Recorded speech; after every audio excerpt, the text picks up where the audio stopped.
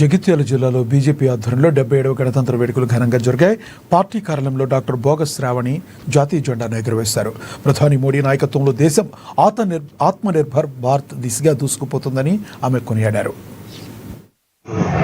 స్వేచ్ఛ, సమత, స్నేహబంధానికి కలయిక అయినటువంటి మన ఆత్మగౌరవానికి ప్రతీక అయినటువంటి మువ్వన్నెల జెండాని ఎగురవేయడం జరిగింది.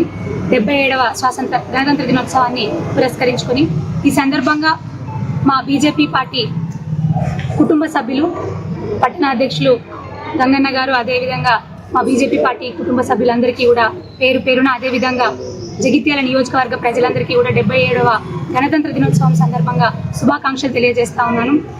ఆ రోజున బ్రిటిష్ పరిపాలనలో ఎలాగైతే చిత్రహింసలు అనుభవించారో, ఎలాగైతే మన హక్కులన్నీ కాలరాస్తూ ఎక్కడికక్కడ మనల్ని కట్టు బానిసలుగా వాడుకున్నారో, అవన్నీ చూసి భరించలేక, ఓర్వలేక ఎంతోమంది గొప్ప మహనీయులు వారి కుటుంబాలను సైతం, వారి జీవితాలను సైతం త్యాగం చేస్తూ, చాలా చిత్రహింసలు అనుభవిస్తూ, వారి రక్తంతో మన భరతమాత, మన భరత గడ్డని తడిపి మనకు స్వాతంత్రాన్ని, మనకు స్వేచ్ఛని అందించారో అటువంటి మహనీయులను ఈ సందర్భంగా గుర్తు చేసుకుంటూ వారి యొక్క ఆలోచన సరళిని ముందు